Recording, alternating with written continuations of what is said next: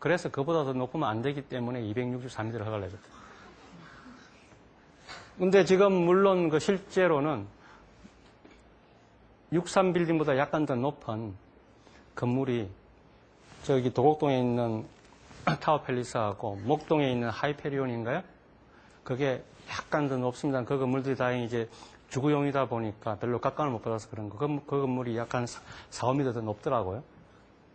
근데 그런데도 불구하고 우리나라 지금 이 사실은 이 건물 하나 짓기 위해서 뭐 잠실에 있는 롯데라든지 용산이든지 하고 있는데 잠실에 있는 우리나라 고층 건물 짓겠다는 그 계획은 아니면 부산에 그 옛날 시청 자리에 짓겠다는 그 100층짜리 건물 짓겠다는 계획은 20년, 30년 동안 저는 이유는 모르겠습니다만 계속 막혀 있어요. 앞으로 언제 그 건물터가 준공이 돼가지고 완공될지는 글쎄 우리 살아생일에는 보장 못하겠어요. 하도 이게 진전이 안 되다 보니까. 예를 들어가지고 우리도 이 건물요 대만에 있는 이런 건물처럼 하나만 있더라도 중국 사람들 들어오고 할 적에 뭐 보여줄 게 있어야 될 거 아닙니까? 여러분 그 우리나라 외국 사람들 최근에 많이 들어오면 아시아 사람들 많이 들어오면 고작 가는 데가 저 춘천 가가지고 옛날에 그 윈터 소나타 난 그 외국가서 잘 그게 뭔지 몰랐었어요. 제가 그 TV 연속곡을 안 봐가지고 외국 사람들이 나보고 윈터 소나타 그게 나 뭔지를 몰라서 아니면 알고 봤더니 그게 뭐 겨울 연가야 그랬더라고요. 아니면은 대장금 그것뿐이 없거든요.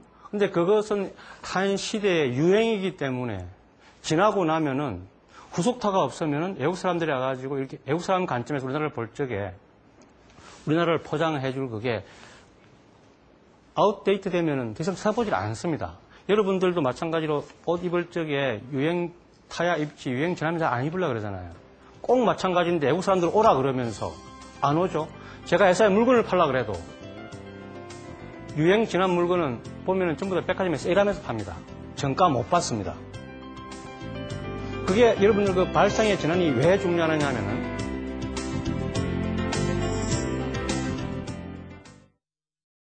같은 방식을 갖다가 어떻게 적응하느냐에 따라 가지고 그 결과는 천냥지차예요. 지금 최근에 와서는 어떻게 이렇게 생산이 바뀌느냐. 길에서 소위 말하는 격, 디자인, 포장으로 바뀌었습니다. 이제.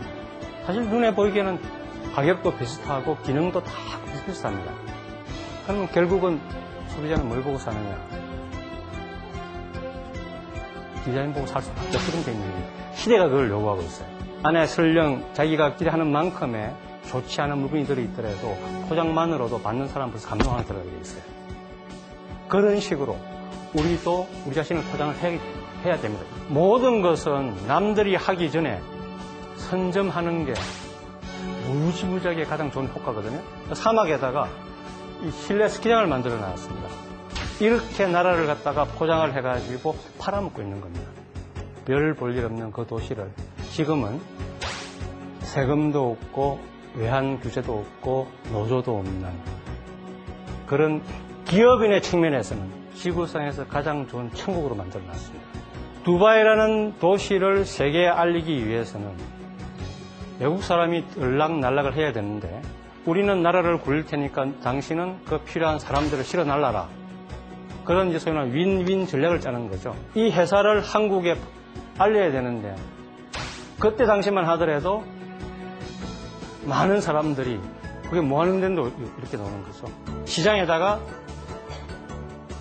그 물건에 대한 인식을 먼저 시킬 것이냐 아니면은 시장으로부터 내가 가지고 있는 물건에 대한 신뢰를 먼저 받을 것이냐 이 밸런스를 잘 지어야 된다.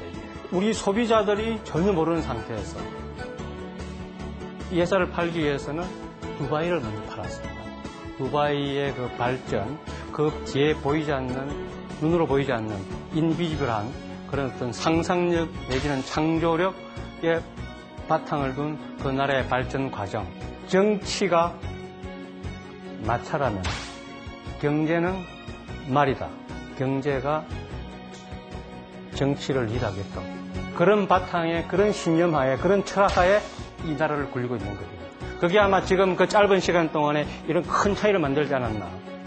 다가오는 역사를 위해서 기다리지 말고 그 역사를 향해서 나아가라는 거죠. 미래 속으로 먼저 쳐들어가겠다는 거예요.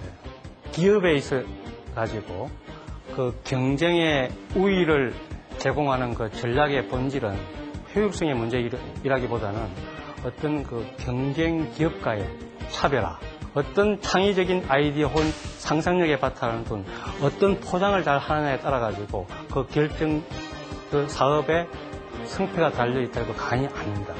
제 자신을 어떻게 팔고 다시 회사를 어떻게 알리고 나라를 어떻게 발전시키고는 디자인, 나라의 국격이라 그러죠.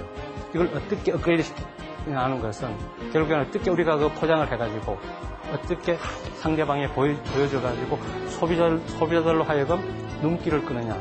세상을 거꾸로 보면서 여기서 변화가 생기고 혁신이 생깁니다.